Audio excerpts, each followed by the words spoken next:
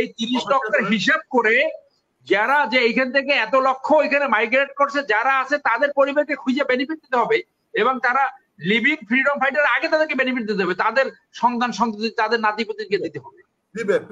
সেই ব্যবস্থা করতেছে, সেদিকে রাষ্ট্র যাচ্ছে না কেন? বাংলাদেশ পাকিস্তান থেকে আলাদা হয়েছে ইন্ডিয়ার অংশ হওয়ার জন্য না, এইটা আমি মনে করি বাংলাদেশের মানুষের বড় অংশ এইটা মনে করে। কিন্তু যখন এইভাবে করেন কোনো কিছু বিরোধিতা করলে যে এইটা হইলে পাকিস্তান পন্থী, দ্যাট আই ক্যানট এগ্রি। ওইটা হইলো বিজেপির হিন্দুত্ববাদীর শিখানো আওয়ামী লীগ ভার্সন। ওইটা এদেশের মানুষ আমি মনে করি ম্যাক্সিমাম মানুষ এইটার সাথে একমত হবে না। আপনারা যারা কোথাও স্থান পাচ্ছেন না, কোথাও কোনো জায়গা তৈরি করতে পারছেন না, কোথাও কোনো, আপনার কাছে বিএনপিও খারাপ, আওয়ামী লীগও খারাপ, বিএনপি তো চোর ভর্তি, আওয়ামী লীগও চোর ভর্তি। তা আপনারা চোরের বাইরে যারা আছেন তারা একটা প্ল্যাটফর্ম তৈরি করেন, আপনারা দ্বারা দেখি দুজন লোক আপনাদের সঙ্গে আছে কিনা। কিন্তু জামাত কি পাকিস্তান বন্ধী না? এবি পার্টি কি পাকিস্তান বন্ধী না? বলেন, আপনাকেও পাকিস্তান বন্ধী বলছে? আপনি এগুলো করেন না, আপনি না করছে কি? আপনি পাকিস্তান বন্ধী, আপনি কে বললো? আপনাকে যদি কেউ বলে পাকিস্তান বন্ধী তাহলে বলতো, আপনাকে আমি বলতে পারি আপনি ভারত বিদ্বেষী। আক্তার স্যার সংগ্রাম তো করতেই পারে, তাহলে ওনার আগে প্রয়োজন হবে সংবিধান অ্যামেন্ডমেন্ট করার। কারণ সংবিধানের প্রণেতা যারা তারা কিন্তু এই জিনিসটা তখন অ্যান্টিসিপেট করে নাই, এবং যে 16টা অ্যামেন্ডমেন্ট হয়েছে তারাও কিন্তু এটা অ্যান্টিসিপেট করে নাই। সংবিধানের যে ধারাটা এখানে যে আর্টিকেল, সেখানে কি বলছে? প্রজাতন্ত্রের কর্মে নিয়োগ বা পদ লাভের ক্ষেত্রে সকল নাগরিকদের জন্য সুযোগের সমতা থাকে। 29(1) বলেছে কেবল ধর্ম, গোষ্ঠী, বর্ণ, নারী পুরুষ ভেদ বা জন্মস্থানের কারণে, রিমেম্বার জন্মস্থানের কারণে। আমরা একটা হিসাব দেখলাম, কে জানি বলছিল, কাদের সাহেব নাকি, যে কোন কোন জেলায় নাকি তারা সরকারি কর্মকর্তা সুযোগই পায় নাই। তো আর নারীরা নাকি কম আসছে। তো এই নারীরা বা যে এলাকায়, তাহলে আপনার ইয়ে কি বললো, কনস্টিটিউশন কি বললো? কনস্টিটিউশন দ্য হাইয়েস্ট ল, জন্মস্থানের কারণে। তো আপনার জন্মস্থান হলো এক জেলায় শেষ করেন না ভাই।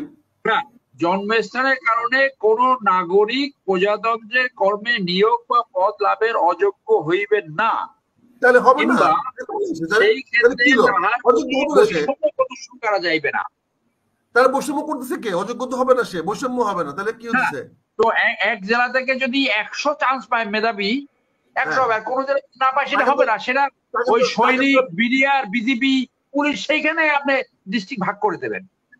সেটা তো না। তাহলে এইটা পরিবর্তন করতে পারবেন, গাইড জোরে আপনি কিছু করতে পারবেন। আমার সামনে এই মুহূর্তে সংবিধানটা নাই, সেখানে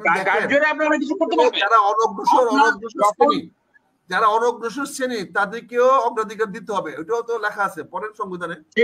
পরেরটা সেটা হলো থার্ড,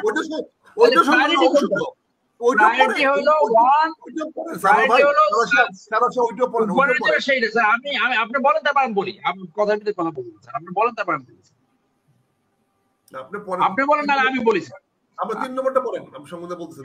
3 নম্বরটা সেইটা বলছি যে অনগ্রসর অংশ যাহাদের প্রজাতন্ত্রের কর্মে উপযুক্ত প্রতিনিধিত্ব লাভ করিতে পারে, সেই উদ্দেশ্যে তাদের অনুকূলে বিশেষ বিধান প্রণয়ন করা যাবে, যেটা কোঠার। তো এটা মুক্তিযুদ্ধ কোথায় বলছে? অনগ্রসর কি বলতে মুক্তিযুদ্ধ কোথায় বলছে?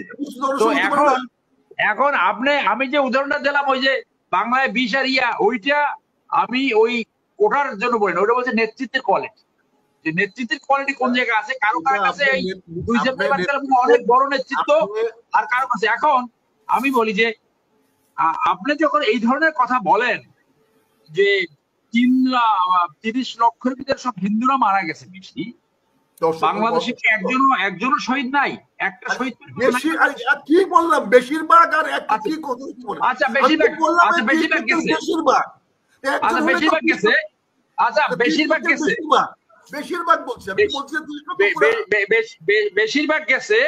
বেশিরভাগ গেছে। যারা মাইগ্রেট করছে তারা তো এদেশের অধিকারকে ক্ষুণ্ণ করে তারা মাইগ্রেট করছে। তো সেইটা তো হিসেবে আসবে যে এই ইন্ডিয়া যেহেতু হিন্দুদেরকে মাইগ্রেশন অ্যালাউ করছে, তাহলে যারা এই 30 লক্ষের হিসাব করে যারা যে এইখান থেকে এত লক্ষ এখানে মাইগ্রেট করছে যারা আছে তাদের পরিবারকে খুঁজে বেনিফিট দিতে হবে, এবং তারা লিভিং ফ্রিডম ফাইটার আগে তাদেরকে বেনিফিট দিতে হবে, তাদের সন্তান সন্ততি তাদের নাতিপুতিকে দিতে হবে। দিবে সেই ব্যবস্থা করতেছে সেদিকে রাষ্ট্র যাচ্ছে না কেন? সেখানে রাষ্ট্র যাচ্ছে না কেন? সেখানে যখন এইটাকে আপনার বিরুদ্ধে একটা আপনার কথার প্রেক্ষিতে একজন কাউন্টার করবে, কাউন্টার আর্গুমেন্ট দেবে, তখন আপনি ওই বিজেপির শেখানোর টোনে আপনার ওই কথাটা ওইরকম মনে হয় যে আওয়ামী লীগকে যেটা শিখাইয়ে দিয়েছে যে যারাই আপনার প্ল্যান প্রোগ্রামের অপোজ করবে তারাই হলো পাকিস্তানপন্থী। পাকিস্তানের সাথে বাংলাদেশ আর কোনোদিন এক হবে না, কিন্তু বাংলাদেশ যে ইন্ডিয়ার প্যাটের ভিতরে ঢুকে যাচ্ছে এইটা দেখেন আপনার স্বাধীনতার ফসল হয় কিনা। ঢুকে তো গেছে, বাংলাদেশের প্রত্যেকটা জিনিসে তারা ইন্টারভেন করে, সে ব্যাপারেও সজাগ থাকা উচিত আমাদের যারা ফ্রিডম ফাইটার। তো বাংলাদেশ পাকিস্তান থেকে আলাদা হয়েছে ইন্ডিয়ার অংশ হওয়ার জন্য না, এইটা আমি মনে করি বাংলাদেশের মানুষের বড় অংশ এইটা মনে করে। কিন্তু যখন এইভাবে করেন কোনো কিছু বিরোধিতা করলে যে এইটা হইলো পাকিস্তানপন্থী, দ্যাট আই ক্যানট এগ্রি। ওইটা হইলো বিজেপির হিন্দুত্ববাদীর শিখানো আওয়ামী লীগ ভার্সন। ওইটা এদেশের মানুষ আমি মনে করি ম্যাক্সিমাম মানুষ এইটার সাথে একমত হবে না। ধন্যবাদ আপনাকে। বেশিরভাগ মানুষ যদি আপনার সঙ্গে একমত হয়, ভালো, গুড, আপনি সেটা করেন। কিন্তু বাংলাদেশের এইটাও দেখা যাচ্ছে বেশিরভাগ মানুষ মনে করে আজকে বাংলাদেশের একটি শ্রেণী হিন্দুদের প্রয়োজনায়, ইন্ডিয়ার প্রয়োজনায় এই দেশে একটা ভারত বিরোধী একটা টোন তুলতে চায়, তুলে বাংলাদেশের স্বাধীনতাকে কোশ্চেন করতে চায়। যেমন আমরা দেখেছি ইউক্রেনে কি হয়েছে, ইউক্রেনে রাশিয়া বিরোধী একটা চক্র উঠে আজকে ইউক্রেনের পতনের মুখে নিয়ে গেছে। আজকে পাকিস্তানিদের একটা ষড়যন্ত্র আছে যে এখানে একটা পাকিস্তানি একটা প্ল্যাটফর্ম তৈরি করে ইন্ডিয়ার সঙ্গে একটা ইন্টারফারেন্স করার সুযোগ দিয়ে দেওয়া যায় কিনা। আপনি যেমন বাংলাদেশের কথা বুঝেন, আপনি যেমন জনগণের প্রতিনিধিত্ব করেন, আপনি যেমন বেশিরভাগ মানুষ আপনার টোন বুঝেন, আমরাও তো কিছু কিছু মানুষের টোন বুঝি, আমরাও তো মানুষের ইচ্ছা অনিচ্ছা বুঝি, আমরাও তো মানুষকে নিয়ে চলাফেরা উঠা বসা করি, আমরাও তো দিনে দিনে প্রতিদিন আমাদের অনেক লোকের সঙ্গে দেখা সাক্ষাৎ হয়। আপনার এই উদ্ভট চিন্তা চেতনার সঙ্গে তো বাংলাদেশ সাধারণ মানুষের মিল পায় না। মিল পাই আপনারা যারা কোথাও কোথাও স্থান পাচ্ছেন না, কোথাও কোনো জায়গা তৈরি করতে পারছেন না, কোথাও কোনো, আপনার কাছে বিএনপিও খারাপ, আওয়ামী লীগও খারাপ, বিএনপি তো চোর ভর্তি, আওয়ামী লীগের চোর ভর্তি। তা আপনারা চোরের বাইরে যারা আছেন তারা একটা প্ল্যাটফর্ম তৈরি করেন, আপনারা দাঁড়ান, দেখি দুজন লোক আপনাদের সঙ্গে আছে কিনা। দুজন লোক দেখান না, দুজন লোক দাঁড়ায় দেখান না যে আমরা এই দুজন আছি, আমরা এই চোর দলে নাই। আপনার চোখে আওয়ামী লীগও চোর ভর্তি, বিএনপিরও চোর ভর্তি।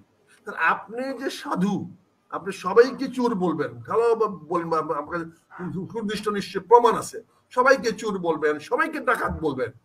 আপনাকে মানুষ কি বলে সেটা কোনো জিজ্ঞাসা করেন, সেটাও তো বলা।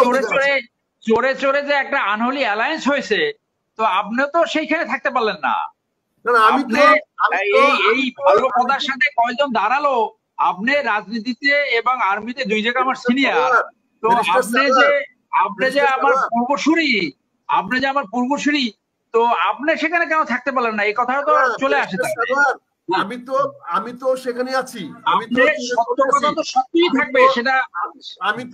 আমি তো চোরের দলে আছি, আমি তো চোরের দল ছেড়ে যাই নাই, আমি তো চোরের দলে আছি, আমি তো চোরের দলে আছি। আওয়ামী লীগও চোরের দল, বিএনপিও চোরের দল, আপনারা দুইটাই চোরের দল।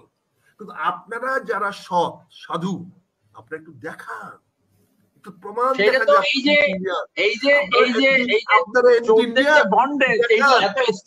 এখানে তো কেউ দাঁড়াতে পারছে না, যার জন্য জনগণ রাষ্ট্র ছাপার করছে জনগণ রাষ্ট্র। একটা দুর্নীতির বিচার এখন মতো হলো না, ফাইনালি একটা দুর্নীতির বিচার হলো না। এই যে আনহোলি অ্যালায়েন্স, সেখান থেকে কিভাবে দাঁড়াবে? হয়তো কোনোদিন দাঁড়াবে, না হলে দেশ এইভাবে চলবে। তার মানে সত্য তো অসত্য হয়ে যাবে না। সেই জন্য আপনি সত্য বলতে পারবেন না, আপনার সাথে কয়টা লোক দাঁড়ালো, that is not the question. Question হলো আপনি চোরকে চোর বলেন কিনা। ব্যারিস্টার সারোয়ার, আপনি বললে আপনি অন্যকে বলতে পারবেন, সেটা আপনার স্বাধীনতা। আপনাকে কিছু বললে স্বাধীনতা হবে না, বলা যাবে না। এই মানসিকতা বেরিয়ে আসতে হবে, এখানে আসতে হবে। না, সেরকম কোনো কথা হয় না যে আপনি বললে আপনাকে বলতে দেওয়া হবে না বা বলা যাবে না, সেরকম কোনো কথা হয় না। এটা তো আপনি নিজে থেকে বলতেছেন। আপনি বলে শেষ করেন, তারপর আমি বলবো। বলে শেষ করেন। হ্যাঁ, আমি তো সেটা নিজে বলছি। এই যে মতের ভিন্নতা হইলেই পাকিস্তানপন্থী, তো আজকে বাংলাদেশে আমি নিজে একটা রিড করেছি, বাংলাদেশে বিভিন্ন পত্রিকার রিপোর্ট অনুযায়ী 10 থেকে 15 লক্ষ অবৈধ নাগরিক কাজ করছে, যেখানে ইন্ডিয়ান হলো 90%। সেটার ভিতরে কথা হলে পাকিস্তানপন্থী হয়ে যাবে। বাংলাদেশ থেকে আদানি বছরে 10,000 কোটি টাকা নিয়ে যাবে, সেটা বললে পাকিস্তানপন্থী হয়ে যাবে। Fine, well, that is your statement, I cannot agree with that. আপনাকে কেউ বলছে আপনি পাকিস্তানপন্থী? আপনাকে বলছে পাকিস্তানপন্থী? এই যে বললেন যে যখন কাউকে মুক্তি দেওয়া হয় তখন তারা পাকিস্তানপন্থী, এটা তো আওয়ামী লীগ ভাষ্য। না, আপনাকে বলছে পাকিস্তানপন্থী, কিন্তু জামাত কি পাকিস্তানপন্থী না? এবি পার্টি কি পাকিস্তানপন্থী না? বলেন, আপনাকে পাকিস্তানপন্থী বলছে? আপনি এগুলো করেন না, আপনি না করছে কি? আপনি পাকিস্তানপন্থী, আপনি কে বললো? আপনাকে যদি কেউ বলে পাকিস্তানপন্থী তাহলে বলতো। আপনাকে আমি বলতে পারি আপনি ভারত বিদ্বেষী, সেটা আমি বলতে পারি। আপনি ভারত বিদ্বেষী, এইটা আপনি গর্ব করতে। আমরা ভারত বিদ্বেষী কেন হবো? আমরা জনগণের পক্ষে কথা বলবো। কেন বলতে ভারত বিদ্বেষী? এটা আপনার কাছে ভারত বিদ্বেষী মনে হতে পারে।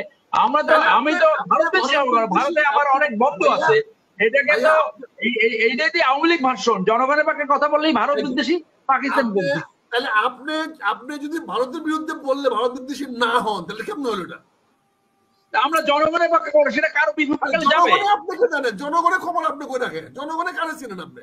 আপনি জনগণের কি আমি তো জনগণের সরকারের বিরুদ্ধে মক্কেলা জনগণ তো একটা রে ভাই, প্লিজ। মক্কেলা জনগণ এক না। একটা ইউনিয়ন বোর্ডের মেম্বার, সে বলতে পারে জনগণের কথা বলে। একজন ব্যারিস্টার বলতে পারে না, একজন চিফ জাস্টিস বলতে পারে না।